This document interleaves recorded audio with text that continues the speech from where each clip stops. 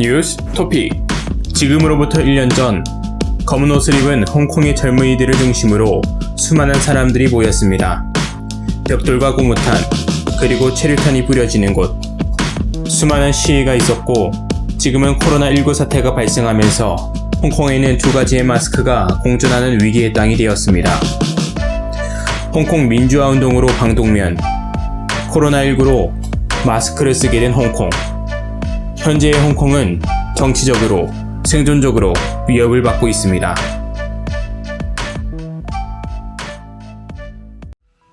홍콩의 역사는 다음과 같습니다. 홍콩은 1840년에 일어난 아편전쟁 이후 1842년 청나라와 영국 사이에 난징 조약이 체결되었습니다. 양 국가 간의 합의하에 영토의 일부, 즉 홍콩이 영국으로 넘어가게 되었습니다. 영국이 홍콩 방위 목적으로 중국과 교섭을 벌여 1898년 7월 1일에서 1997년 6월 30일까지 영국이 홍콩을 빌려 통치하게 됩니다. 1998년 중국은 홍콩을 반환받으며 앞으로 50년간 홍콩의 자본주의, 민주주의 시스템을 건들지 않겠다고 약속했습니다. 이를 제도적으로 보장한 것이 일국양제, 즉 중국이라는 하나의 나라에 두 종류의 체제를 담겠다는 뜻입니다. 하지만 중국은 정부 비판적인 홍콩 언론인에게 테러, 불온서적을 판매하는 서점 관계자들을 납치, 구금한 사실이 폭로되었고 경제적 양극화가 지속되며 일국양제에 금이 가기 시작했습니다. 때는 2019년 4월 3일 중국 정부에서 범죄인도 법안, 일명 송환법을 추진하며 시위는 시작됐습니다. 이 법안의 배경은 20대 홍콩 남성인 찬퉁카이가 여자친구와 대만으로 여행을 갔다가 시정 문제로 여자친구를 살해합니다. 찬퉁카이는 시신을 대만에 유기한 뒤 홍콩으로 귀국했지만 홍콩 경찰은 찬퉁카이를 체포하고도 대만으로 송환할 수 없었습니다. 그 이유는 대만과 범죄인도 조약을 맺지 않았기 때문인데요. 그렇다고 홍콩 내에서 범죄를 저지른 것도 아니라 그를 처벌할 수 있는 근거도 없었습니다. 그렇게 홍콩 정부는 범죄인도 조약을 체결하지 않은 국가에도 범죄인을 보낼 수 있도록 하는 범죄인도 법안을 추진키로 했습니다. 이 법안에는 대만뿐 아니라 중국 본토, 마카오 등도 포함되어 있었습니다. 하지만 홍콩 시민들은 이 법안이 악용될 것을 우려했습니다.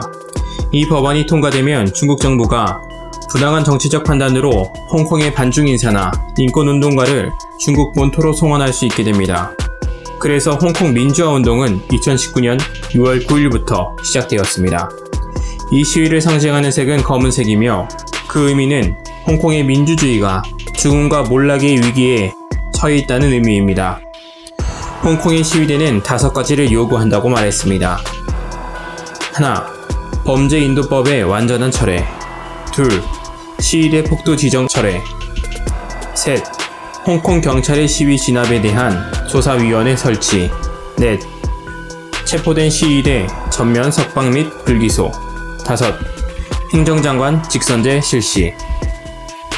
시위의 참석 인원은 6월 9일에 홍콩 인구 7분의 1인 103만 명이 참가하였고 6월 15일에는 홍콩의 인구의 4분의 1이 참가하는 대규모 시위로 번졌습니다.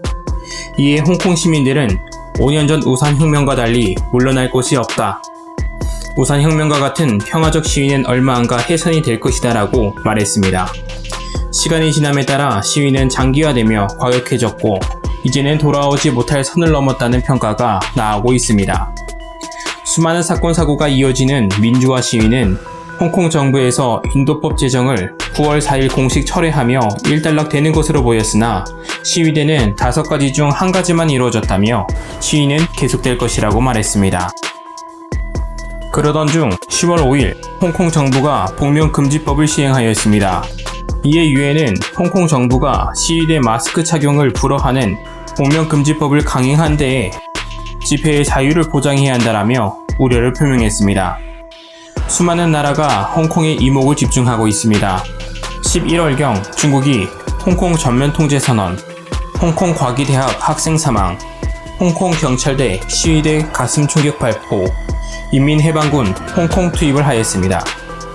미국에서는 홍콩 시위대를 지지하는 홍콩 인권민주주의법을 의결 및 트럼프 대통령의 서명이 있었고 홍콩 시위대는 성조기와 미국에 감사한다라는 글귀가 적힌 손팻말로 미국에 감사 표시를 했습니다. 이에 대해 중국은 지나친 내정 간섭이라며 맹비난을 쏟아냈습니다.